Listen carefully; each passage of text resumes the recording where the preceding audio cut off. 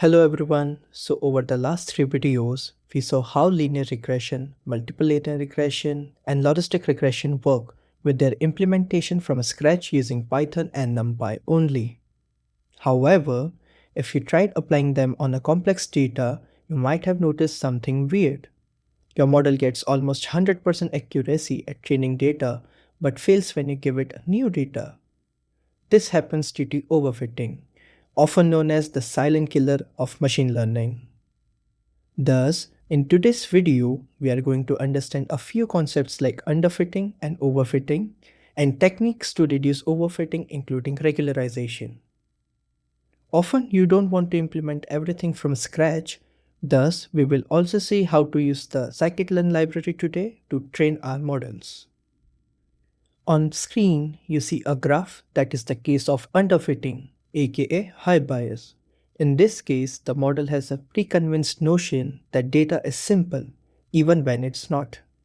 Imagine I give you the dataset of a house and it clearly follows a curve, but the model may insist that no, I'm only going to use a straight line to fit this data. This is called underfitting. The second graph you see is the ideal case where the model uses the optimal case to follow the trend. Quite easy, right? Just what we assume by default when we say we are fitting an ML model. This is also called generalization. And finally, the third graph. This is the graph of silent killer of machine learning, aka overfitting.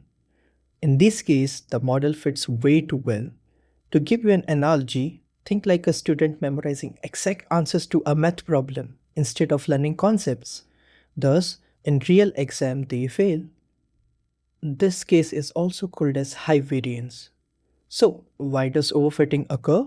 Usually it's because our model is too flexible.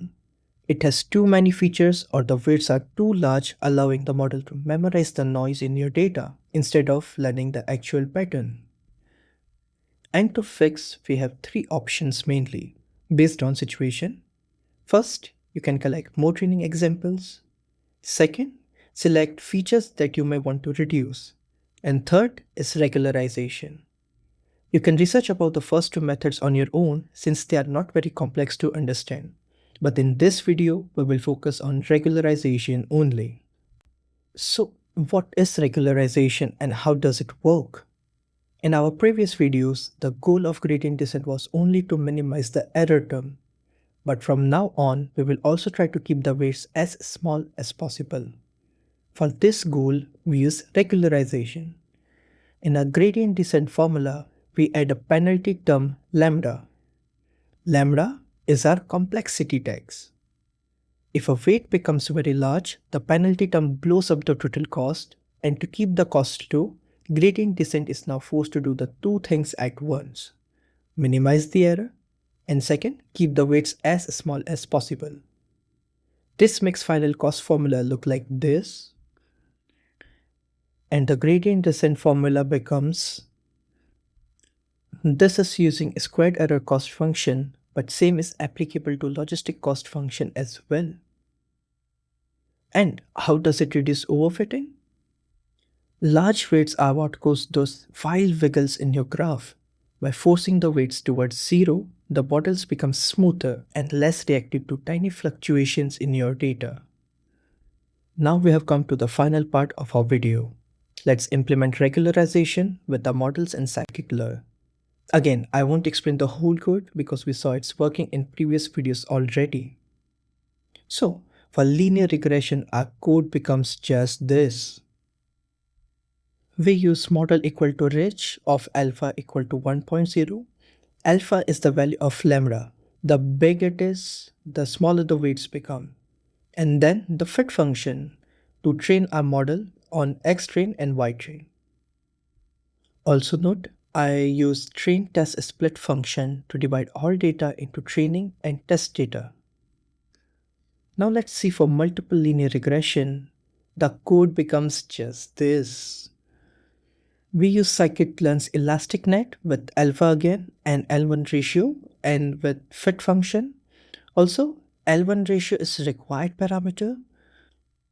You can search about it online, but it is used to create balance between L1 and L2 regularization. And finally, the logistic regression. The logistic regression code becomes just this. No more defining of functions like sigma and prediction like we did earlier. Instead of alpha, we used C, and it is inverse of lambda. Thus, large C means weak regularization, and by default, the value is 1. And we are done. We moved beyond building everything from scratch to leveraging the power of scikit-learn to handle the complex data with ease. By understanding how to balance bias and variance, you now have the tools to stop your models from just memorizing the data and actually start learning the patterns. One advice for you is that machine learning is a massive field, and we have only scratched the surface today. To truly master this concept, I encourage you to experiment with things and research further. Like you can learn about types of regularization, different types of cost function we can use, etc.